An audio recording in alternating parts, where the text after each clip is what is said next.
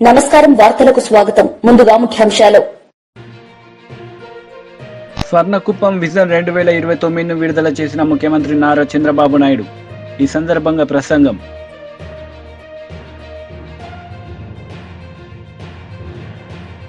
మాజీ మంత్రి Ambati Rambabu press meet. TDP నేతలపై ఫైర్.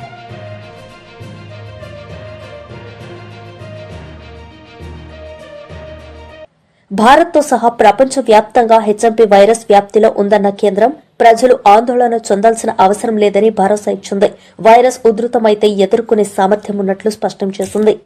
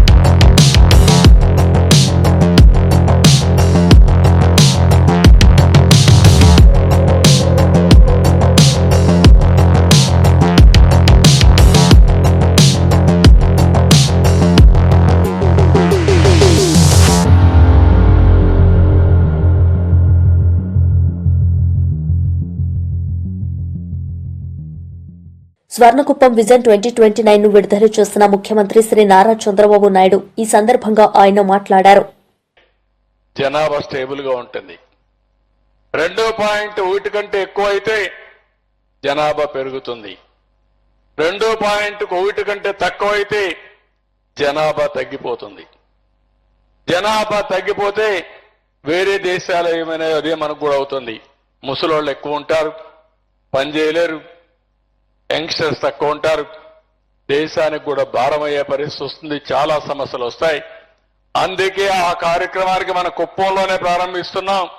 ప్రతి ఒక్క కపుల్ మినిమం 2.2 కంటే తక్కువ కాకుండా 2కి గాని 3కి గాని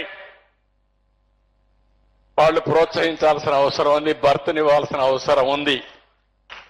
ఇది లెక్కేసుకుంటాం ఏ ఇంట్లో తగ్గిపోతున్నారని. ఒకప్పుడు నేను పాపులేషన్ కంట్రోల్ పెట్టాను. 2 కంటే ఎక్కువ ఉంటే లోకల్ బాడీస్ లో కంటెస్ట్ చేయడానికి పోటీకి అనర్హుల్ని. మొన్నే 2 కంటే తక్కువ పిల్లలుంటే ఇప్పుడు మీరు పోటీ చేయడానికి అర్హత లేదు. కాబట్టి 3 ఉంటేనే మీరు పోటీ చేయడానికి అర్హత వస్తుంది. అలాంటి కొత్త వినూత్నమైన కార్యక్రమాలు తీసుకొస్తున్నాం. ఒకప్పుడు మనం ఆలోచించేవాళ్ళం 5 మంది ఉంటే 5 × 5 25 కేజీలు బియ్యం ఇచ్చేవాళ్ళం. 6వ వ్యక్తి ఉంటే 25 కేజీలు ఇచ్చేవాళ్ళం. ఇప్పుడు అట్లా కాకుండా ఒకే వ్యక్తి ఉండి 2 వ్యక్తులు ఉంటే వాళ్ళకి తక్కువ ఇచ్చి ఎక్కువ మంది ఆ కుటుంబంలో ఉంటే ఎక్కువ ఆర్థిక సహాయం చేసే విధంగా అన్ని కార్యక్రమాలకు రూపకల్పన చేస్తాం. వేరే దేశాలు చేసిన తప్పును మనం చేయకుండా ఇప్పటి నుంచే జాగ్రత్త పడాల్సిన అవసరం ఉంది. అక్కడి నుంచి స్కిల్లింగ్ మీద ఎక్కువ శ్రద్ధ పెడతాం. అక్కడి నుంచి చదువు మీద కూడా ఎక్కువ శ్రద్ధ పెడతాం. కుప్పాన్ని మీరు ఒక్కసారి చూస్తే ఇప్పటికే 1.5కు వచ్చేసింది కుప్పం కూడా. 2+ ఉండాల్సింది 1.5కు వచ్చిందంటే తగ్గతా ఉంది. ఈరోజు సౌత్ కొరియా 0.9కు వచ్చింది. జపాన్ అయితే ఇంకా సమస్యలు వచ్చాయి. కాబట్టి రేపటి నుంచి మనం అందరం కూడా ప్రతి ఒక్క ఇంట్లో చర్చ జరగాలి. ఒకప్పుడు మన వాళ్ళు అనుకునేవాళ్ళం ఎవరైనా పిల్లలు కనకపోతే గొడ్రాలు అనుకునేవాళ్ళం. అంటే ఆ స్టిగ్మా ఉండేది. వీళ్ళకి పిల్లలు పుట్టలేదంటే లోపం ఏదో ఉంది, వీళ్ళు తప్పు చేశారని. కానీ ఈ రోజు మనందరం కూడా స్ఫూర్తిని తీసుకోవాలి. ఎక్కడికక్కడ ఇంకోటి కూడా గుర్తుపెట్టుకోవాలి. డబ్బులు వస్తే పిల్లలు కనడానికి ఆ కప్పులు కూడా ఇష్టపడరు. దంపతులు కూడా ఇష్టపడరు. డబ్బులుంది ఎంజాయ్ చేద్దాం అనుకుంటారు. మీకంటే ముందు మీ తల్లిదండ్రులు కూడా ఆ మాట అనుకోనుంటే మీరు వచ్చేవాళ్ళ అని అడుగుతున్న వాళ్ళని. ఈ విషయంలో వాళ్ళందరికీ స్పష్టత ఉండాల్సిన అవసరం ఉంది. మనందరి బాధ్యత. ప్రపంచం అనేది కంటిన్యూస్ ప్రాసెస్. ఇది సమాజం అనేది నిరంతరం ముందుకు పోవాల్సిన అవసరం ఉంది. ఇక్కడ స్కిల్ డెవలప్మెంట్కి ఎక్కువ బాధ్యత ఇస్తున్నాం. దాన్ని కూడా ముందుకు తీసుకెళ్తాం. 4వ పాలసీ మీరు వస్తే వాటర్ సెక్యూరిటీ. ఇది చాలా ముఖ్యం. మన కుప్పానికి కూడా చాలా సమస్యలు ఉన్నాయి. ఈ సంవత్సరం కూడా సమస్యలు ఉన్నాయి. అందరి నీవాగా వచ్చుంటే మనకి ఈ సమస్య తగ్గేది. ఆ పాలారులో చాలా చెక్ డ్యాములు కట్టాం, కానీ పాలారులో నీళ్లు రాకపోయింది. దానివల్ల ఇబ్బందులు వచ్చాయి. అందుకే రేపు జూన్ లోపల ఎట్టి పరిస్థితిలో అందరి నీవా నీళ్లు ఈ పాలారుకు వస్తున్నాయి. మొన్నే టెండర్లు పిలిచాం. నిర్దిష్టమైన టైం బౌండ్ ప్రోగ్రాం ఇచ్చాం. ఎట్టి పరిస్థితిలో ఆ నీళ్లు ఇక్కడికి నెక్స్ట్ ఇయర్ తీసుకొస్తాం. ఆ తర్వాత పాలారులో ఎన్ని చెక్ డ్యామ్లు కావాలో కడతాం. ఎక్కడన్నా వీలైతే ఈ ట్యాంక్స్ కూడా కట్టి, రిజర్వాయర్లు కట్టి నీటి ఎద్దడి లేకుండా చేస్తాం. నిన్నే మీరు ఒకటి చూశారు. మాజీ మంత్రి అంబటి రాంబాబు మీడియా సమావేశం నిర్వహించారు. ఈ సందర్భంగా టీడీపీ నేతలపై ఆయన మండిపడ్డారు. వచ్చింది అక్కడ ఇక్కడ ఏదో 0.5%, 5%, 2%, 1% ఉన్న బుడ్డు ఛానల్స్ ఉన్నాయి కొన్ని. వాటిలో విస్తృతంగా తిప్పారు. తిప్పి తరువాత మెయిన్ స్ట్రీమ్లో ఉన్నటువంటి తెలుగుదేశానికి సంబంధించినటువంటి పత్రిక ఈనాడు, దాంతోపాటు మరొక పత్రిక, ఈ పత్రికలు మళ్ళా దాన్ని తెర మీదకు తీసుకొచ్చి ఫస్ట్ పేజీలో వార్తలు రాశారు. బినామీ బూచోళ్ళు అని. వీళ్ళు ఎక్కడి దాకా వెళ్ళారంటే ఈ సబ్ రిజిస్ట్రార్ చాలా అన్యాయాలు, అక్రమాలు, భూదందాలు, దొంగ రిజిస్ట్రేషన్స్ విశాఖపట్నంలోవి, రాజమండ్రిలోవి, ఇబ్రహీంపట్నంలో ఉన్నటువంటి చోట అనేక చోట్ల ఇవన్నీ చేశారు. దీని వెనకాల ఎవరో చీమకుర్తి శ్రీకాంత్ ఉన్నాడు. ఆ చీమకుర్తి శ్రీకాంత్ జగన్మోహన్ రెడ్డి గారికి, జగన్మోహన్ రెడ్డి గారి సతీమణి అయినటువంటి భారతమ్మ గారికి బినామీ వేల లక్షల కోట్ల రూపాయలు గోల్మలైపోయింది అని ఒక కథనాన్ని మళ్ళా తెర మీదకు వండి వార్చేటటువంటి ప్రయత్నం చేస్తున్నారు. ఎవరు ఈ శ్రీకాంత్ కాదు, సింగ్, ఈ సబ్ రిజిస్ట్రార్? ఆయన ఏంటి, ఈ నెల 3వ తారీఖున ఆయన్ని పోలీసులు అరెస్ట్ చేశారు. ఒక విషయం ఇక్కడ మీకు చెప్పాలా, వైఎస్ఆర్ కాంగ్రెస్ పార్టీ అధికారంలో ఉన్నప్పుడే 2023 నవంబర్ 17న ఈ ధర్మసింగ్ అనే సబ్ రిజిస్ట్రార్ నివాసంలో ఏసీబీ దాడులు జరిపింది. ఇతను ఆదాయానికి మించినటువంటి ఆస్తులు ఉన్నాయని, అవినీతి విచ్చలవిడిగా చేస్తున్నాడనేటువంటి ఆరోపణలు రావడంతో 2023 నవంబర్ 17వ తారీఖున, అంటే వైఎస్ఆర్ కాంగ్రెస్ పార్టీ అధికారంలో ఉన్నప్పుడు ఈయన మీద ఏసీబీ దాడులు చేసింది. ఇంటి మీద సోదాలు చేసింది. ఆయనకున్నటువంటి పలు ప్రాంతంలో ఉన్నటువంటి ఆస్తుల మీద దాడులు చేసింది. ఇంట్లో ఉన్నటువంటి ఈ సింగు గారు గోడ దిగి పారిపోయాడు. ఆ రోజున మొన్న దొరికాడు 3 రోజుల క్రితం. అప్పుడు దాకా దొరకల, పరారీలో ఉన్నాడు. ఎవరు ఈ సబ్ రిజిస్ట్రార్ సింగ్ అంటే, ఆయన పేరు పెద్ద సింగ్, ఆయన పేరేంటి, ఆయన బాలనాగ ధర్మసింగ్.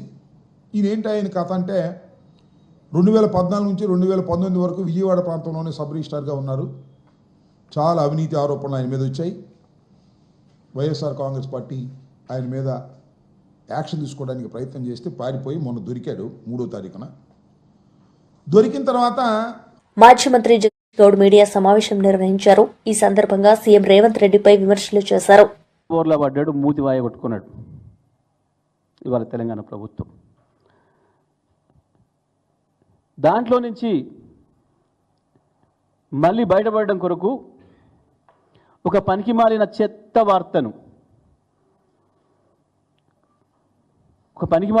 వార్తను ఇవాళ అన్ని టీవీలకు ఇచ్చి 10 గంటల నుంచి ప్రారంభమైన చర్చ రాష్ట్రంలో కేటీఆర్ గారు కోర్టులో ఉంది సమస్య, జడ్జిమెంట్కు ఉంది, పైగా ఇవాళ వారి స్వయాన సొంత మామగారు వారి ఇవాళ ఏడాది మాసికమంటాం, తద్దినమంటాం, సంవత్సరికమంటాం, ఆ పూజ ఇంట్లో ఉన్నప్పటికి కూడా ఆ సాకుతోనో కోర్టు సాకుతోనో పోకుండా ఉండే అవకాశం ఉన్నా,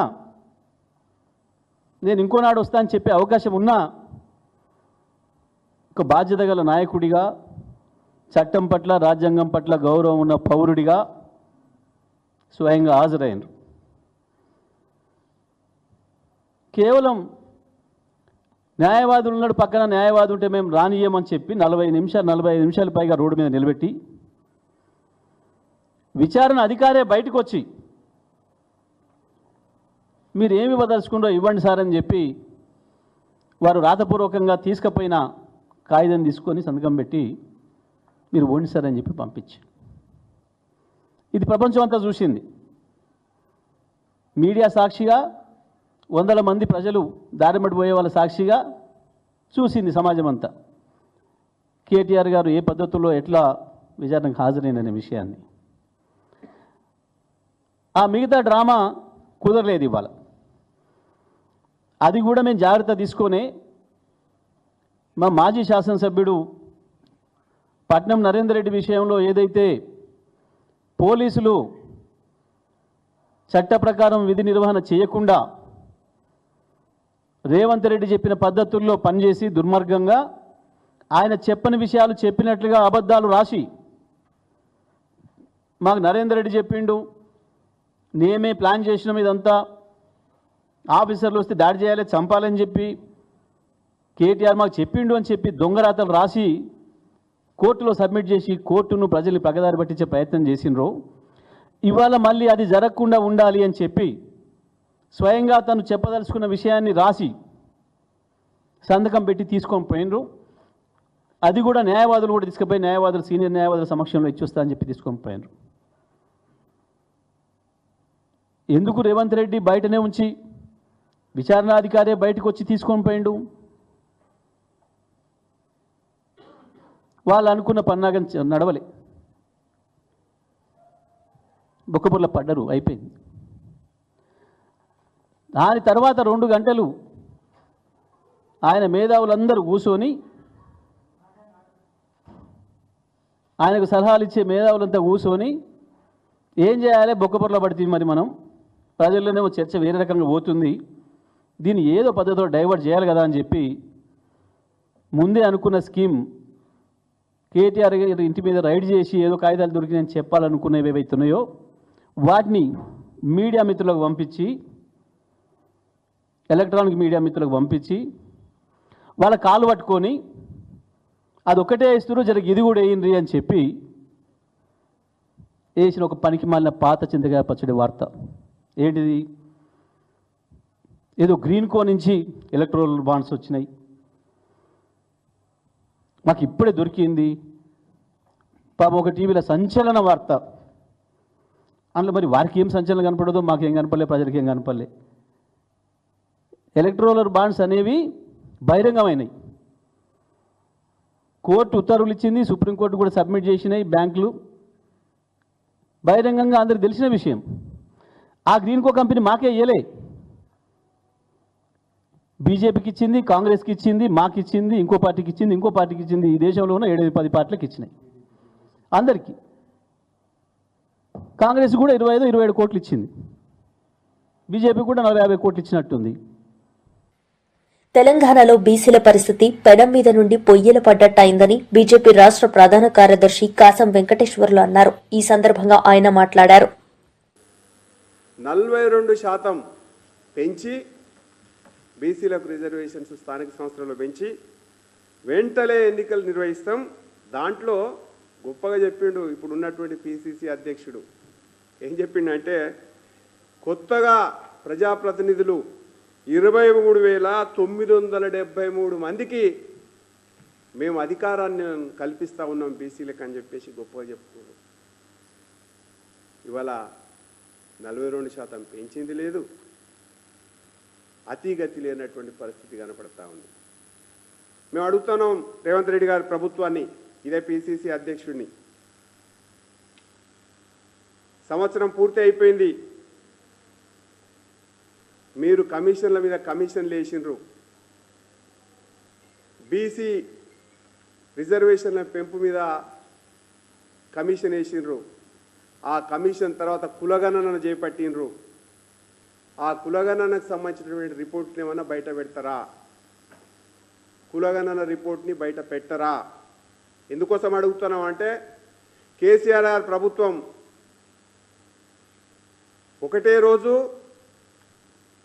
రాష్ట్ర వ్యాప్తంగా ఇంటింటికి సర్వే చేసి ఆ మొత్తం దుబాయ్లో ఉన్నోళ్ళు, అమెరికాలో ఉన్నోళ్ళు కూడా వచ్చేసి ఆ రోజు సబ్బండ వర్గాలు వచ్చేసి సర్వేలో పాల్గొని నమోదు చేసుకున్న తర్వాత ఏ విషయాన్ని కూడా ఆయన ప్రకటించలేదు. ఇప్పటి వరకు అది టీఆర్ఎస్ పార్టీ, బీఆర్ఎస్ ప్రభుత్వం ప్రకటించకపోతే ప్రకటించకపోయాయి. ఈయన వచ్చిన తర్వాత కూడా ఆ రిపోర్ట్ని ప్రకటించలేదు. దానికి పోను మళ్ళీ బీసీ కులగణన, మొత్తం కులగణన చేస్తామని చెప్పేసి ఇంతవరకు ఎంత పర్సెంటేజ్ బీసీలు ఉన్నారు, వాళ్ళకి 42% ఎట్లు ఇస్తారు అనేటువంటి విషయంలో ఇప్పటి వరకు స్పష్టం చేయకుండా కాలయాపన చేస్తున్నటువంటి పరిస్థితి ఇవాళ మనకు కనపడతా ఉంది. అదొక్కటే కాదు, ఇవాళ ఆయన చెప్పిన విషయాలు యువతకు, బీసీ యువతకు వడ్డీ లేని 10 లక్షల రుణం ఇస్తామన్నాడు.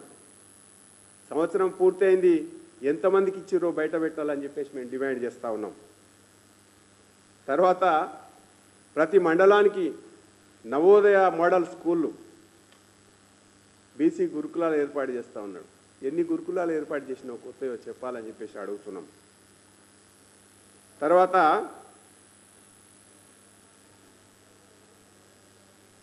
సివిల్ కన్స్ట్రక్షన్స్ మెయింటెనెన్స్ కాంట్రాక్టర్లందరికీ కూడా 42% రిజర్వేషన్స్ కల్పిస్తామని చెప్పారు. ఏ సివిల్ కాంట్రాక్టర్కు ఎప్పుడు రిజర్వేషన్స్ ఇచ్చినావు, ఏం సంగతి రుణం ఇచ్చినావో చెప్పాలని చెప్పేసి మేము అడుగుతా ఉన్నాం. తర్వాత రేవంత్ రెడ్డి గారి సర్కారు బీసీలకు పొన్నం ప్రభాకరు లేకపోతే పిసిసి అధ్యక్షుడు గొప్పగా చేస్తున్నాం అన్నాడు. మీ ఎన్నికల మేనిఫెస్టోలో చైనాలో విజృంభిస్తున్న హ్యూమన్ మెటా నియోనియా వైరల్ కేసులో కర్ణాటక, గుజరాత్ లో బయటపడడం కలకలం రేపుతోంది. బెంగళూరులో 2 చిన్నారులు, అహ్మదాబాద్ లో మరో చిన్నారికి ఈ వైరస్ సోకినట్లు కేంద్ర ఆరోగ్య శాఖ ప్రకటించింది. భారత్తో సహా ప్రపంచవ్యాప్తంగా ఉత్తమ నాయకులు, కార్యకర్తలతో విద్యాశాఖ మంత్రి నారా లోకేష్ సమావేశమయ్యారు. ఈ సందర్భంగా ఆయన మాట్లాడారు. వాళ్ళు కొడితే ఊరుకుంటావా మనం? చెప్పన్నా, వాళ్ళు రాయొస్తే మనం ఊరుకోవాలా? కుదరదు. నా దగ్గర అయితే అది కుదరదు. 2 పీకా రాత్రి వెళ్ళి నేను గుర్తుంది, నైట్ హాల్ట్కి వెళ్ళాం. కొడుకుంటే పొద్దునే ఎస్ఐ గారు వచ్చారు.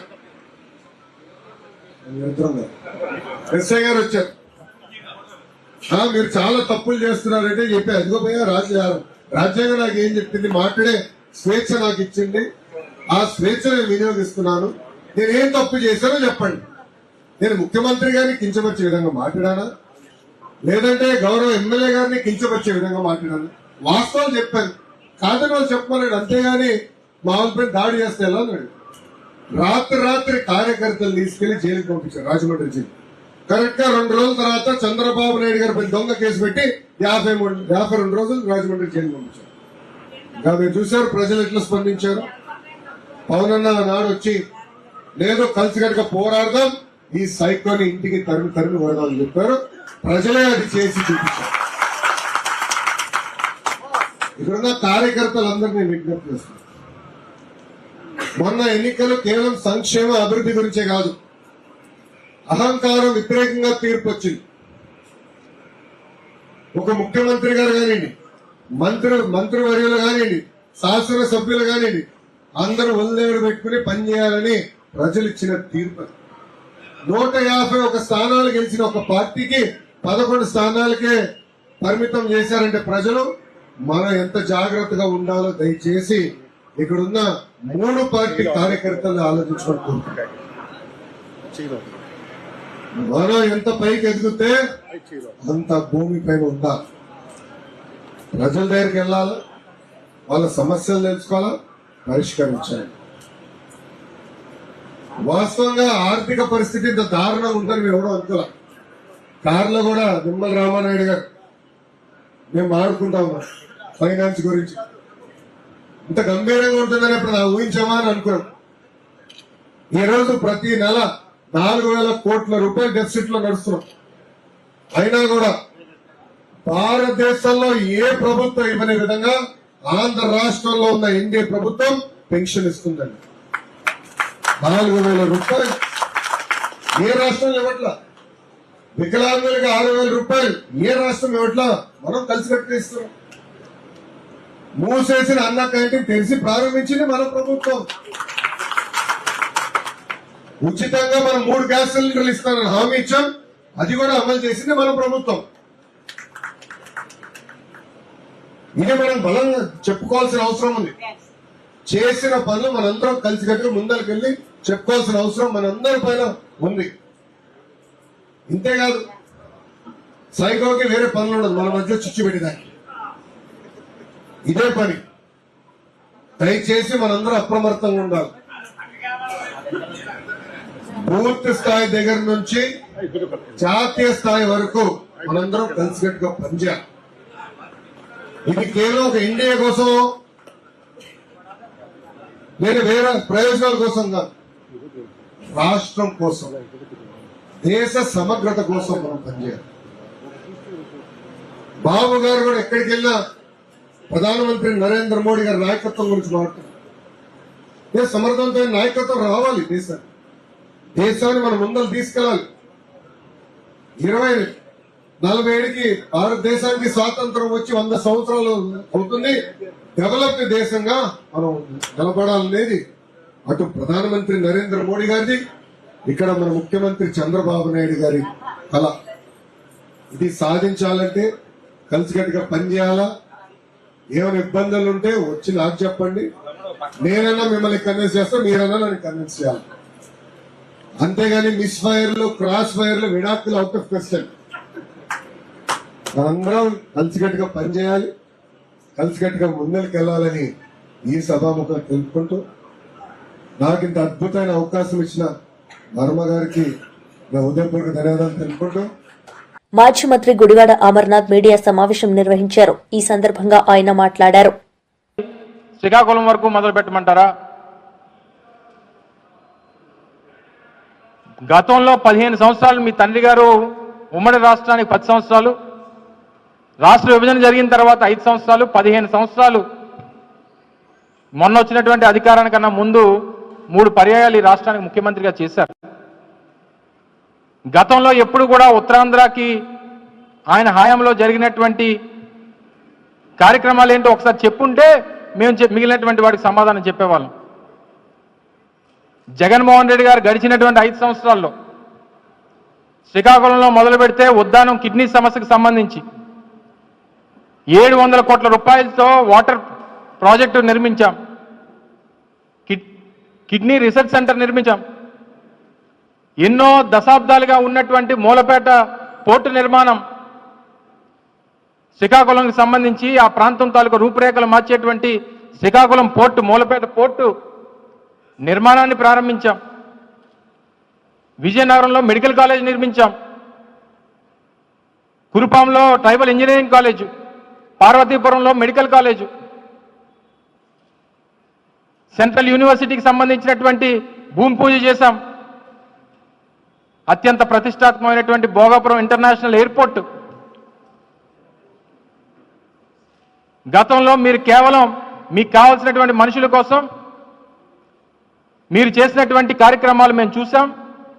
మేము అధికారంలోకి వచ్చిన తర్వాత అనేక కోర్టు కేసులు అడ్డంకులు ఉంటే 2,002 ఎకరాలు. ఎందుకంటే నేను ఆ శాఖకు సంబంధించినటువంటి మంత్రిగా పూర్తి పర్మిషన్స్ కానీ ఆ ల్యాండ్ ఎక్విజిషన్ కానీ పూర్తిగా అన్ని మేమే సేకరించి అన్ని రకాలైనటువంటి పర్మిషన్స్ తీసుకుని వచ్చి కాంపౌండ్ వాల్ నిర్మించి రీహాబిలిటేషన్ అక్కడ ఉన్నటువంటి గ్రామ ప్రజానికానికి కల్పించి 2023 మే 3వ తారీఖు 1వ తారీఖు సబ్జెక్టు కరెక్షన్ డేట్ పనులు ప్రారంభించి ఈరోజు ఏ స్థాయిలో పనులు జరుగుతూ ఉన్నాయో కూడా మీరు చూస్తూ ఉన్నారు. ఐటీ కంపెనీ గురించి అడిగారు. ఇన్ఫోసిస్ తీసుకొచ్చింది ఎవరు విశాఖపట్నానికి? ర్యాన్స్టాడ్ లాంటి పెద్ద కన్సల్టెంట్ కంపెనీ, ప్రపంచంలోనే అతిపెద్ద కన్సల్టెంట్ కంపెనీ ర్యాన్స్టాడ్ తీసుకొచ్చింది ఎవరు విశాఖపట్నానికి? WNS ఈరోజు మీరు చెప్తా ఉన్నారు హెచ్ఎస్బిసి వెళ్ళిపోయిందని చెప్పి, అదే హెచ్ఎస్బిసి ఆ బిల్డింగ్ లో WNS తీసుకొని వచ్చి 3,000 మందికి ఉపాధి కల్పించింది ఎవరు ప్రభుత్వంలో చేశారు? మీకు ఇవేవి కనబడరు. మేము తీసుకొచ్చినటువంటి టీసీఎస్ను కూడా మీరే తీసుకొచ్చారని చెప్పుకునేటువంటి పరిస్థితికి వచ్చేస్తే ఆ టీసీఎస్ కూడా 10,000 మంది అన్నారు. వార్తలు ముగించే ముందు ముఖ్యాంశాలు మరోసారి. స్వర్ణకుప్పం విజన్ 2029ను విడుదల చేసిన ముఖ్యమంత్రి నారా చంద్రబాబు నాయుడు. ఈ సందర్భంగా ప్రసంగం.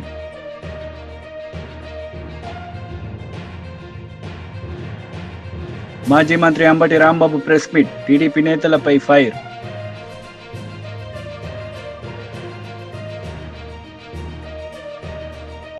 ఈ వార్తలు ఇంతటితో సమాప్తం. తిరిగి ప్రసారమయ్యే వార్తల్లో మళ్లీ కలుద్దాం. అంతవరకు సెలవు. నమస్తే.